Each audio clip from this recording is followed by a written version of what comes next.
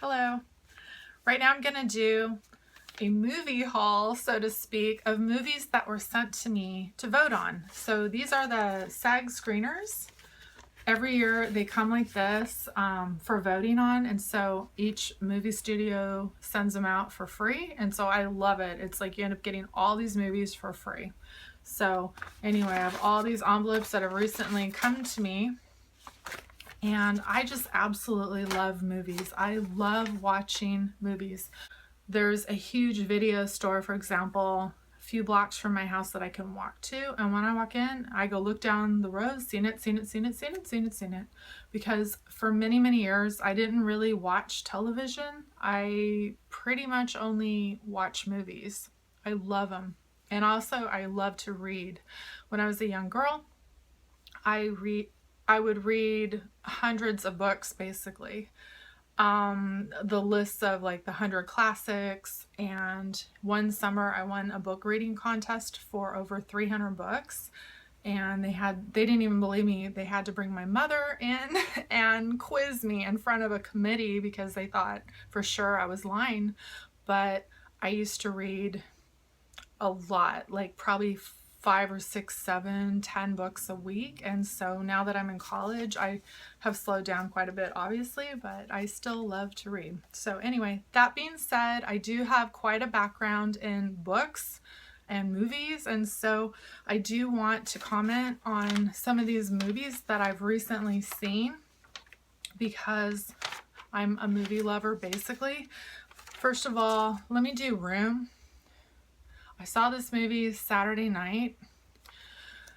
I found it incredibly upsetting and disturbing. My stomach was in knots the whole movie. When I first sat down, I like to go in also without knowing too much about movies, and I'm almost not sure how much to comment on the movie. I don't want to ruin it for anyone else. You have to see this movie.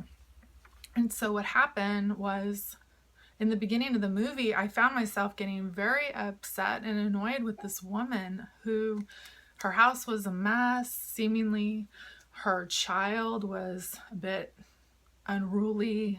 She was making him sleep in a closet. She had this horrible, abusive man that came over. And I'm like, why doesn't she just leave this man and take the kid? And why is she there? Why doesn't she clean up the mess? You know, I was feeling a little bit judgmental towards the woman, actually. And I love the fact that I went into the movie not knowing anything about it, because, you know, after a few minutes and you realize the plot where it takes place. Basically, this poor woman was a kidnapped victim, and the child is the offspring of the kidnapper who keeps her locked up basically as a sex slave. He's very abusive, and she shelters her child as much as she can by keeping him in the closet. The acting was amazing. The girl is up for, let's see, her name is Brie Larson, outstanding performance by a female actor in a leading role. I mean, she was amazing. She was a really good actress. I really love this movie.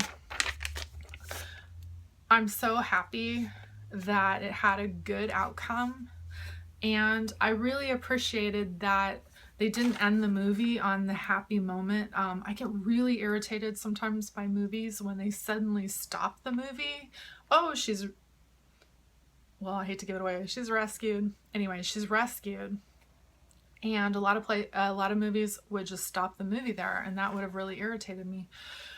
But in this movie, they go through of the aftermath of what happens when you are a victim of a crime, when you go through a traumatic event or any type of abuse situation.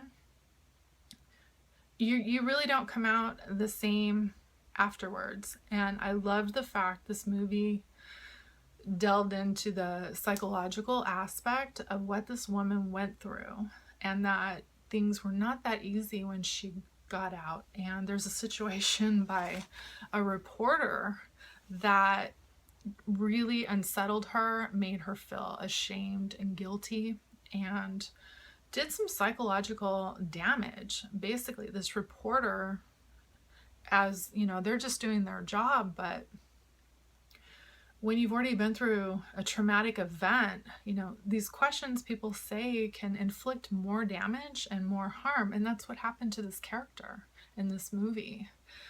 And it was just incredible. Like, I want to say the whole plot and say everything that happened, but I don't want to give it away completely. But it was just such an amazing movie that I would highly recommend it.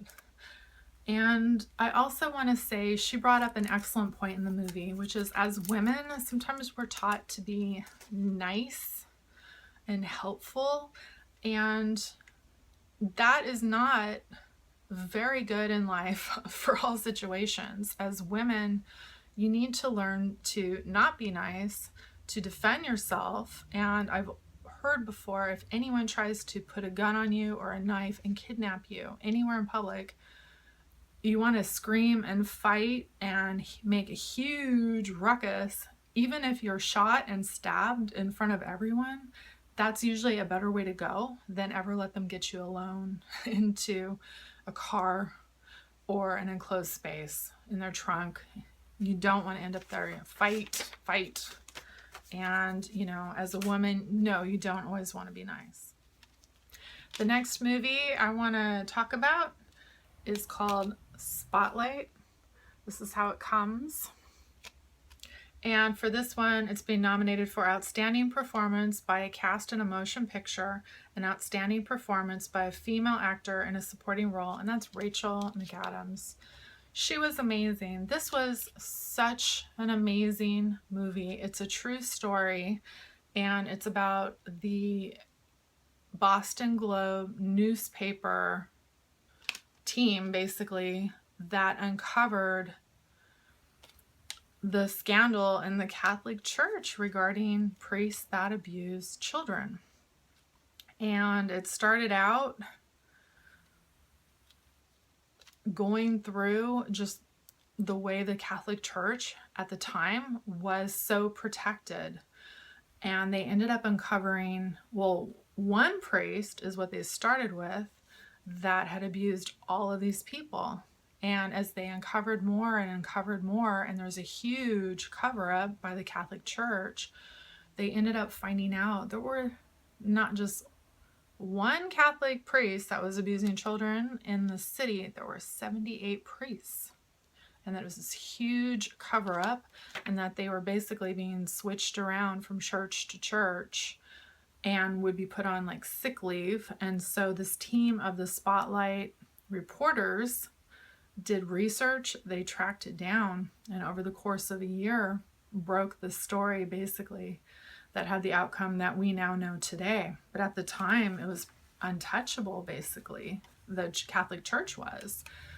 And I'm so glad that they made this movie about this, because it really also teaches you not to have blind trust or trust anyone from any religion or any group. It could be even your teacher, your coach, your priest, your babysitter, you know, any position of authority. Or even, I hate to say this, but you have your relatives too. You know, most of the abuse that comes from people you know. It comes from relatives. There's a huge cover-up usually involved with a bunch of other people who don't want to believe it. They usually end up defending the perpetrator of the crimes instead of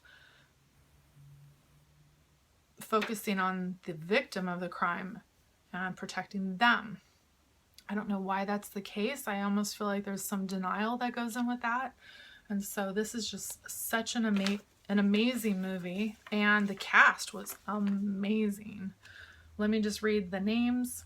It was Mark Ruffalo, and I love him. He's such a good actor. Michael Keaton, Rachel McAdams, Liev Schreiber, John Slattery, and Brian Darcy, James Stanley Tucci, and Billy Crudup.